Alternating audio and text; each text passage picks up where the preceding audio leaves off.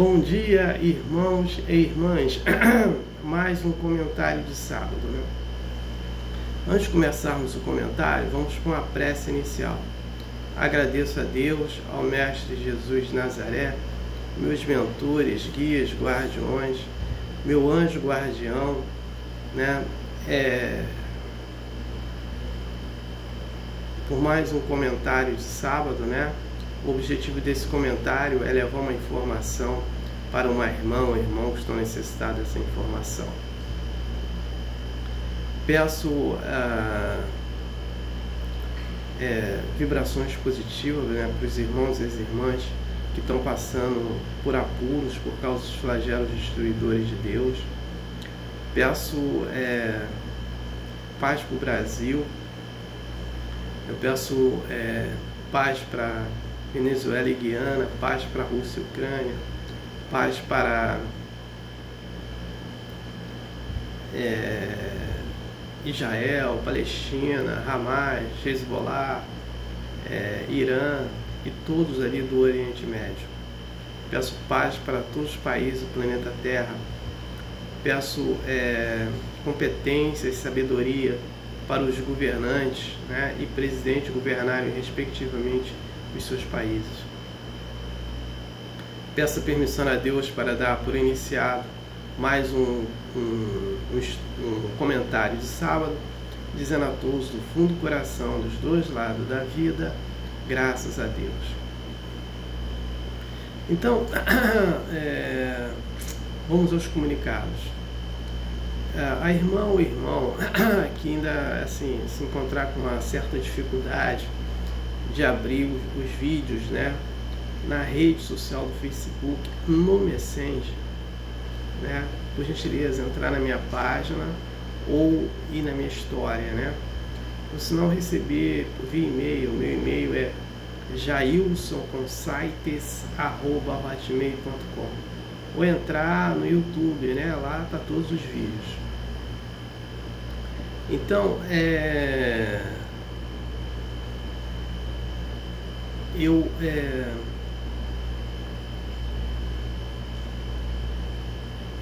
então é isso.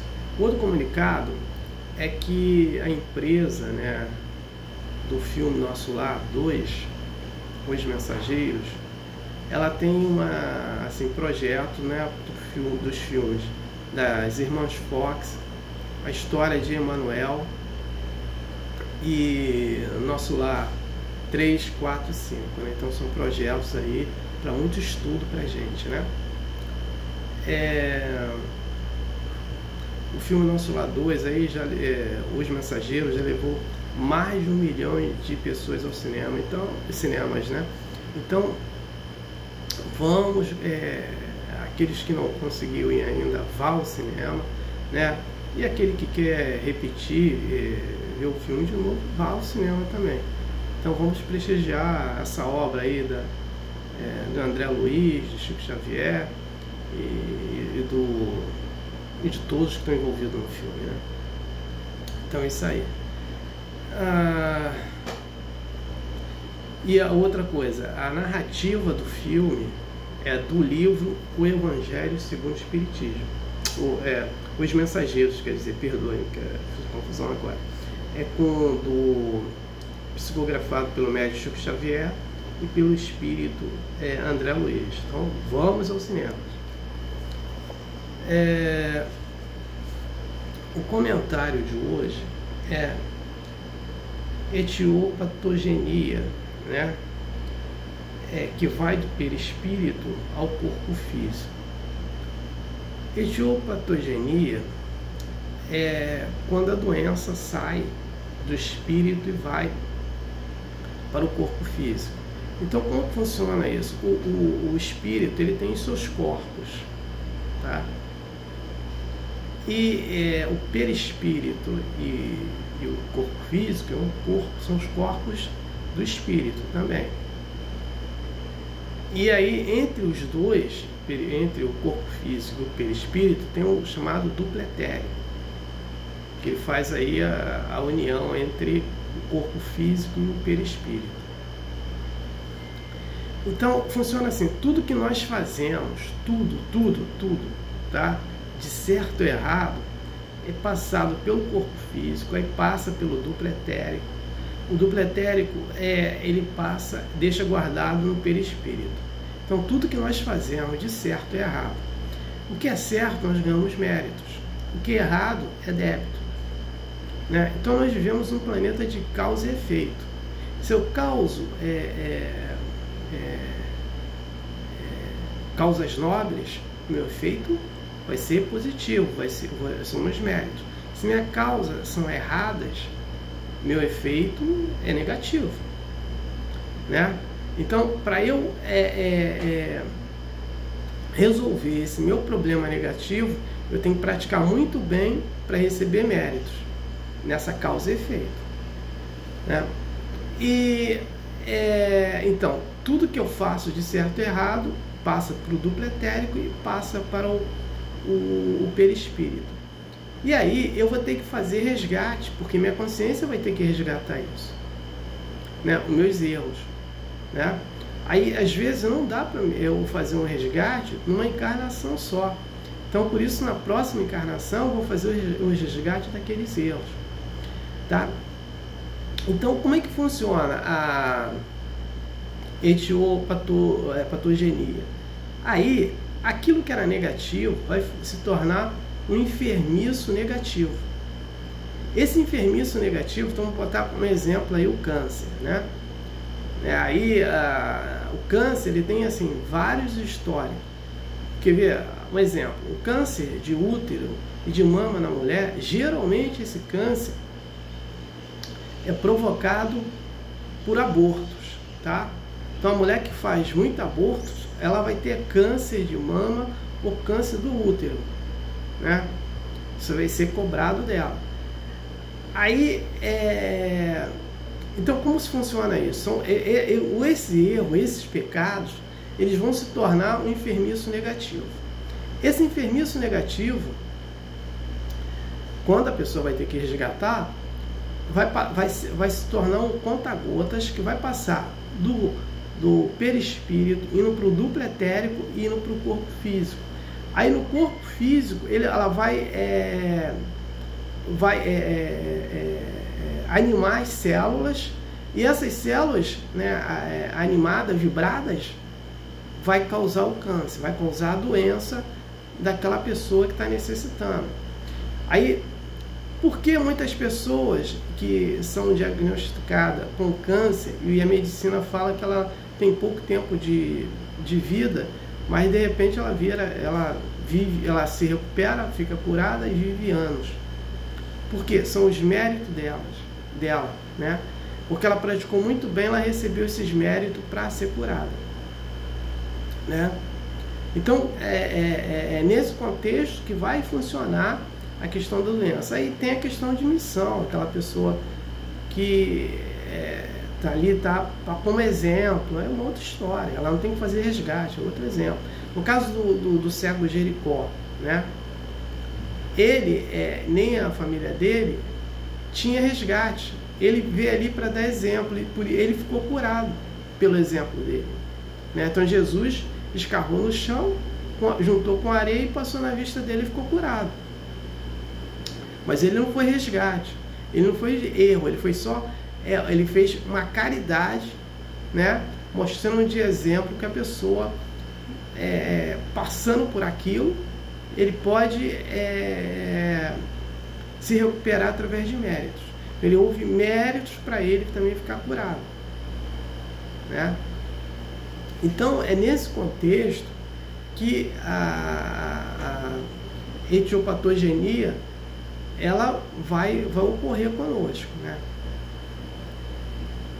E o André Luiz, ele informa sobre isso, né?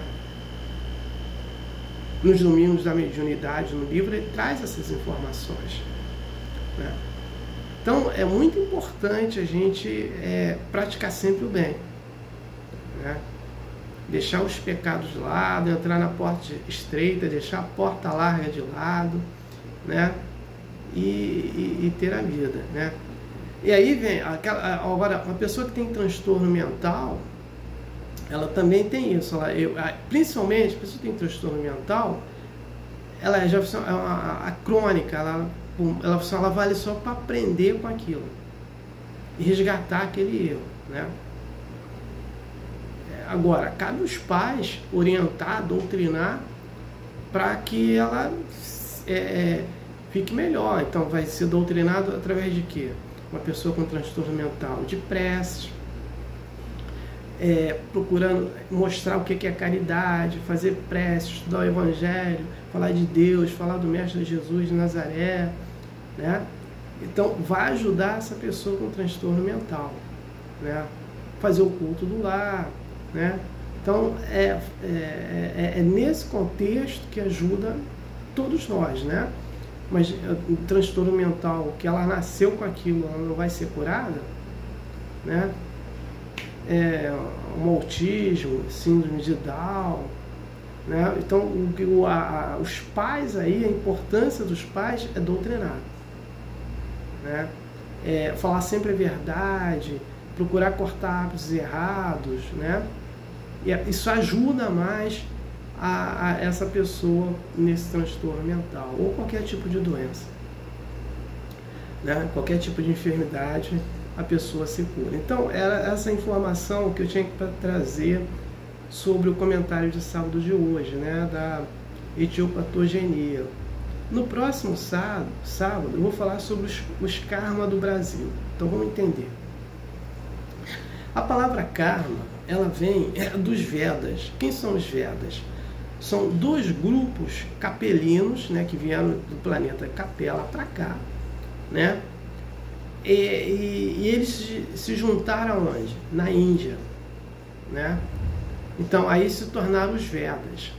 E os Vedas, eles criaram a opção de termos, como karma, dharma, né?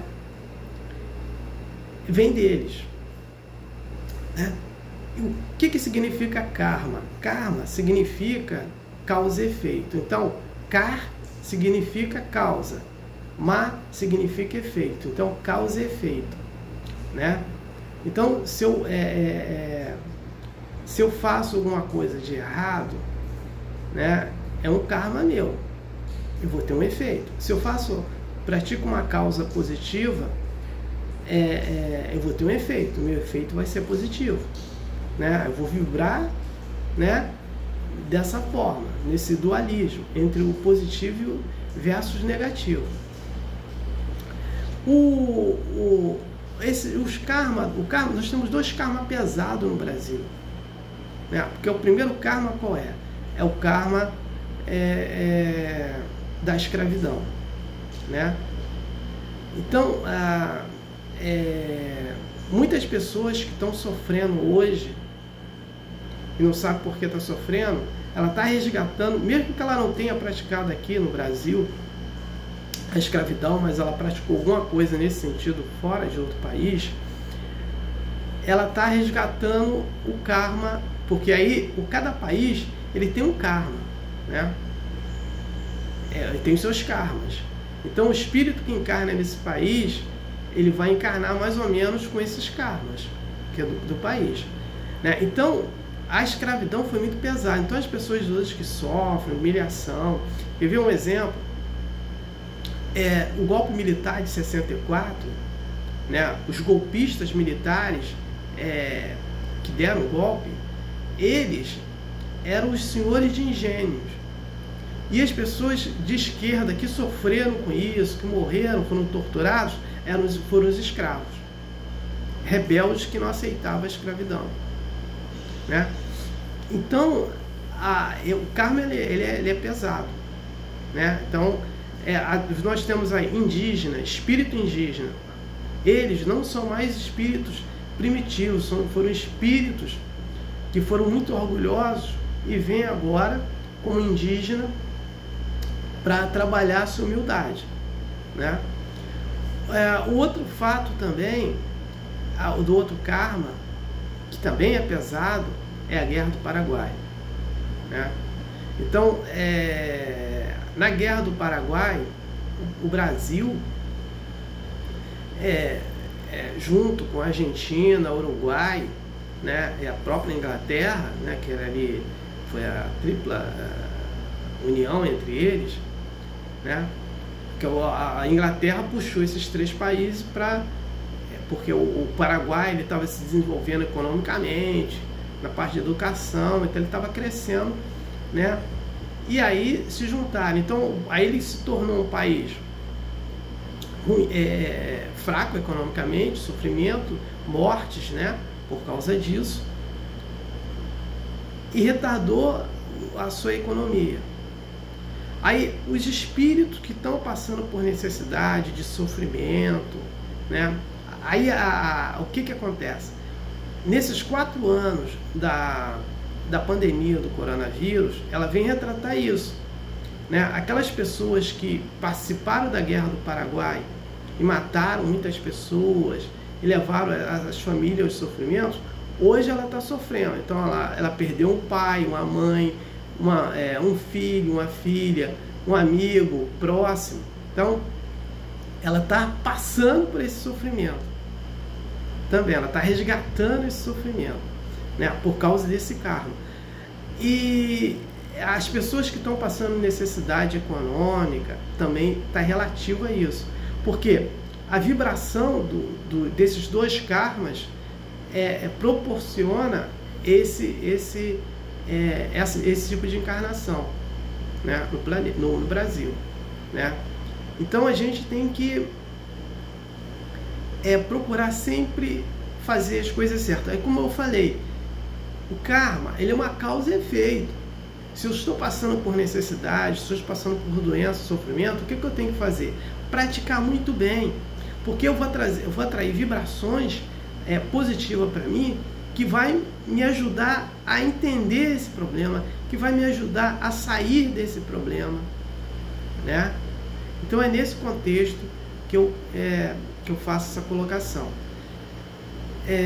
Então, infelizmente, eu não tenho mais nada para falar, eu passo para a prece de encerramento. Agradeço a Deus, ao Mestre Jesus de Nazaré, meus mentores, guias, guardiões, meu anjo guardião, por mais